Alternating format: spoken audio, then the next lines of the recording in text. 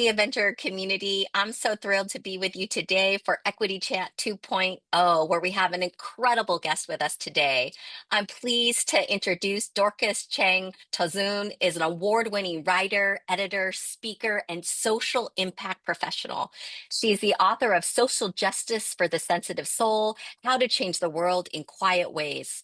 Her work has appeared in the Wall Street Journal, Christianity Today, Image Journal, and dozens of other publications in the US, Asia, and Africa. She has over 20 years of experience in nonprofit and social enterprise sectors, working in areas of community development, leadership development, affordable housing, and off the grid energy access. She served as the first director of communications for Delight, one of the world's leading social enterprises, and has provided communications consulting for social benefit companies around the world. And you can imagine this Equity Avenger is excited to meet with Dorcas today. So, Dorcas, welcome to Equity Chat 2.0. It's a pleasure to have you here. Thank you so much. I'm really glad to be here. Wonderful. So, let's just jump right in. As you engage in equity focused work, what is your walk up song or anthem? So the first one that came to mind is Bob Marley's One Love. I Mm. think it is the kind of song that just puts me in the right frame of mind of remembering that we are all in this together, that true equity is when we all have a part in accessing the resources and opportunities that we need to be healthy and prosperous.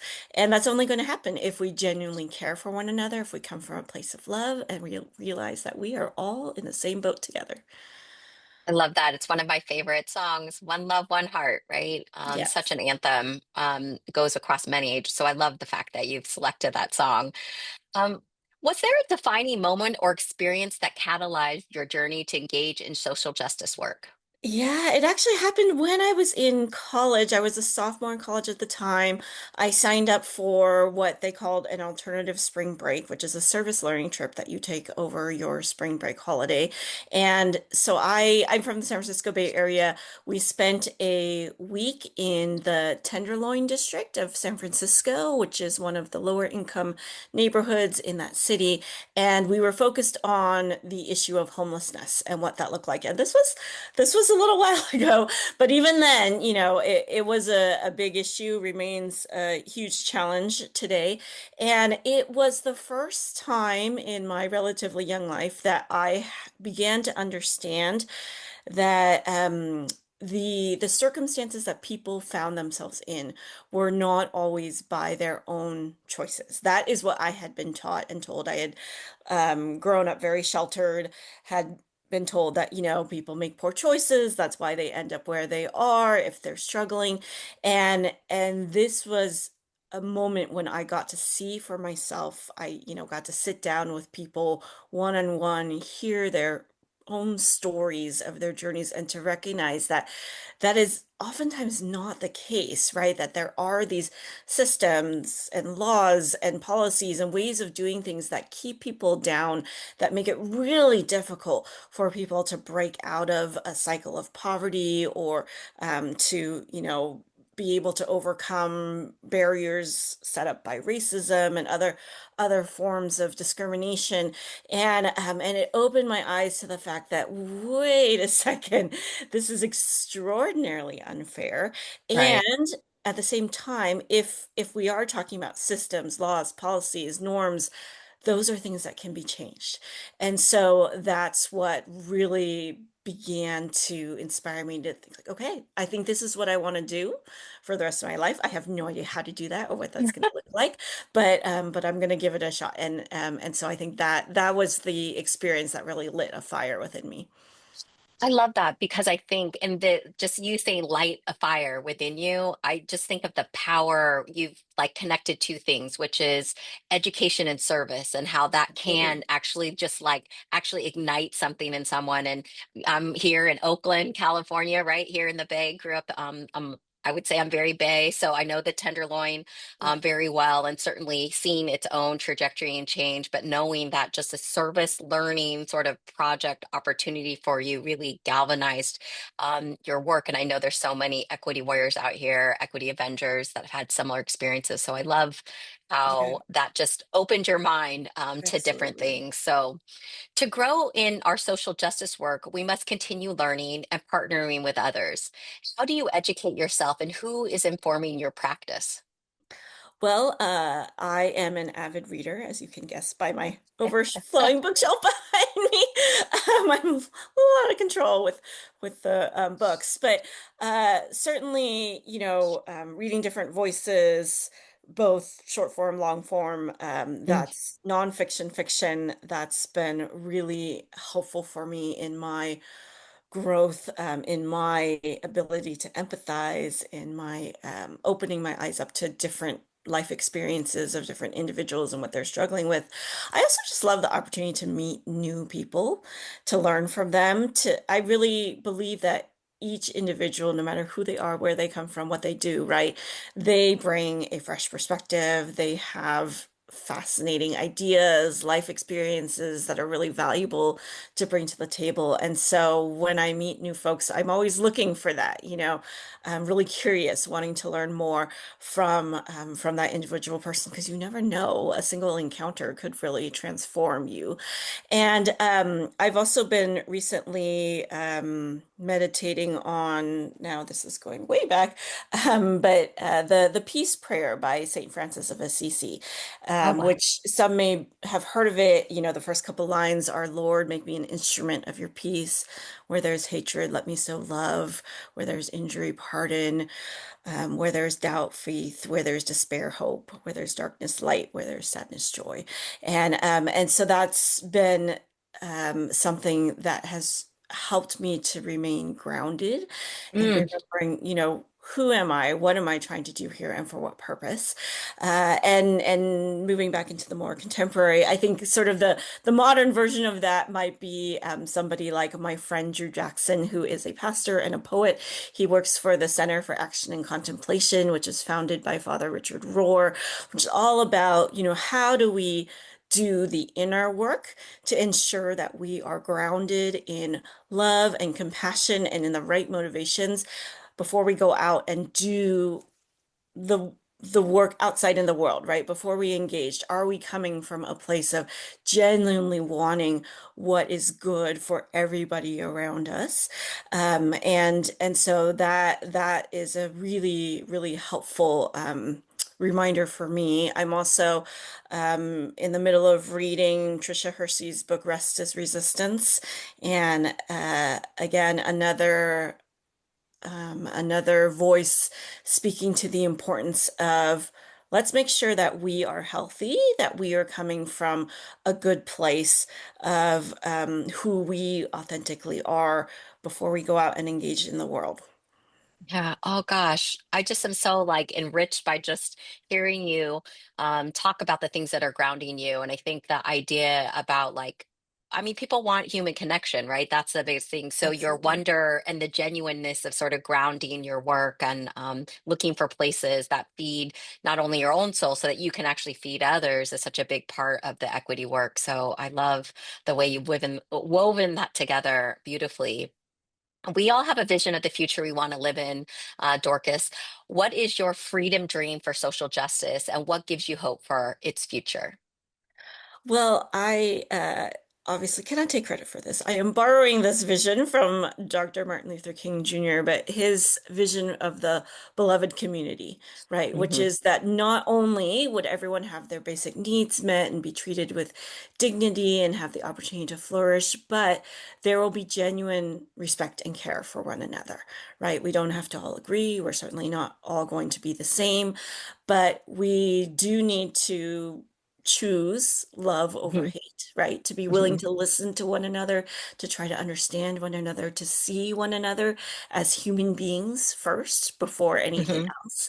Yeah. And what I really appreciate about this approach is that, yes, of course, we need to fix the systems that are not working, that are harming people, but it's also about who we are as people. How are we going to show up to this Mm. work? How are we going to be for and to one another?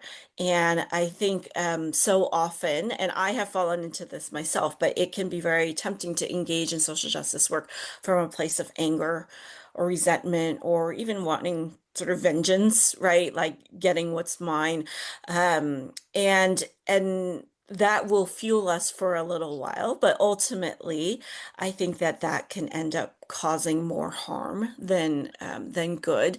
And it kind of feeds into this ongoing cycle of, well, then, it's gonna lead to other forms of marginalization or division, and then foster potentially more anger in other people, right? So in order to break that cycle, we really need to prioritize, am I genuinely able to care for people, even if I disagree with them, even if they're coming from a really different place? Can we see ourselves working together, regardless of our differences, toward a common vision and a common future? Because I think we all want to show up as the healthiest, most loving versions of ourselves, right? And grounded in who we are and what our purpose is, and recognizing that we are all connected to each other. We're all part of this same community. Oh gosh. I mean, I always think about that love begets love, kindness begets Yes, kindness. You know, what absolutely. you give is what you get, in a lot of ways. And so just love that reminder and that hopeful dream about what social justice work is, right? Fuller human beings being in community with Mhm. each other in genuine. And I love your continued use of that word about genuineness. Really is speaking me today. So, in earlier you were talking about rest is resistance and just sort of again how do you like ground for yourself, um being healthy and being connected to like really what Mhm. matters most for you. So we talk about as equity avenger community that the road to racial justice is long, right? Yes. This doesn't happen overnight, it's fits and starts, and we can Mhm. see the arc right happening certainly in the times we're in now. So how are you sustaining yourself besides reading? Maybe how are you sustaining yourself, and what practice would you recommend to other equity Avengers as we're traveling this road together? Yeah, I confess that I do like to nap. So when I can, Oh, I love it. it's, it is because that's something that Trisha Hersey talks about a lot. She is the founder of the Nap Ministry, and the importance of, whether it's napping or it comes in some other form, right? The importance of taking the time to rest, to focus on your own restoration, to reflect on your learning, where you're at, where you want to be. I think I have had to learn the very hard lesson after burning out multiple times, way more times than I care to name, that we have to pace ourselves. Like you said, this Hmm. is a long road. It's a marathon. It's not a sprint. Any of us trying to sprint will exhaust ourselves. We will burn ourselves out. And we need you. We need you to continue in the fight. And so, in order to do that, we have to pace ourselves. So, a really practical example of that is I just came out of a season of being in education. I was teaching a social innovation class in a high school for 2 years.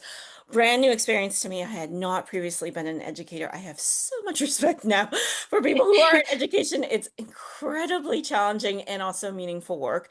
And it took so much out of me, as much as I loved it. It took everything out of me over Hmm. 2 years. And I realized I can't do it. I can't do it for the long run.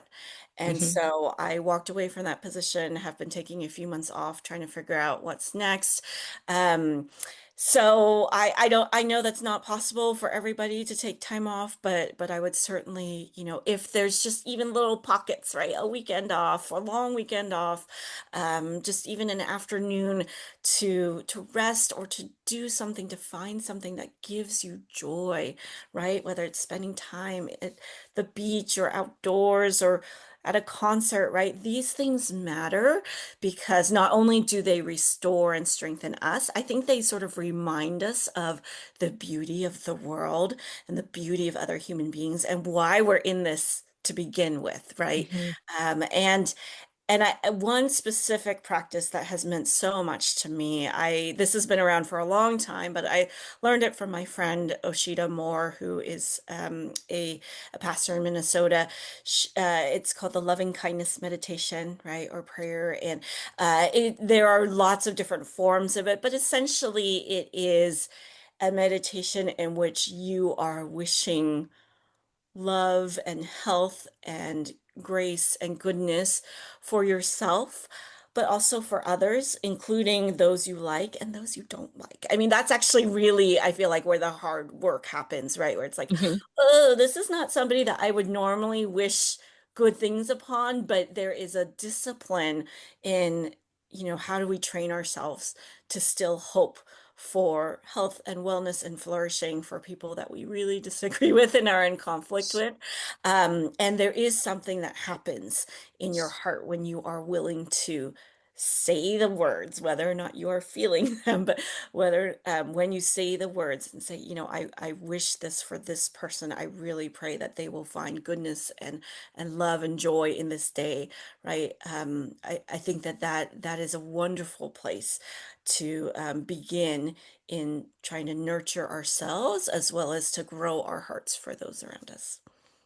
I love that, Dorcas. Thank you so much. I mean, again, I do really ascribe to that idea that the happiness of your life depends on the quality of your thoughts, and that if we can see it and believe it, right, that we make the road that we wish, but we have to like keep those things connected. And so I love this idea about the loving kindness meditation, the rest for the journey. And just your connection to your spiritual connection to really knowing that the work speaks for you. So, it's been such a pleasure having you today on Equity Chat 2.0. Equity Avenger community, it's so incredible to get the opportunity to be in community with you, to spend time, to introduce new folks to you. So please check out Dorcas Cheng-Tozun's work, and then remind you all to visit us at equityavengers.com, where you can find our podcast, Equity Avengers Assemble, and sign up to get our newsletter. And don't forget to follow us on YouTube, LinkedIn, X, and Blue Sky. And wishing you all a blessed and genuinely beloved day to our community. Thank you again.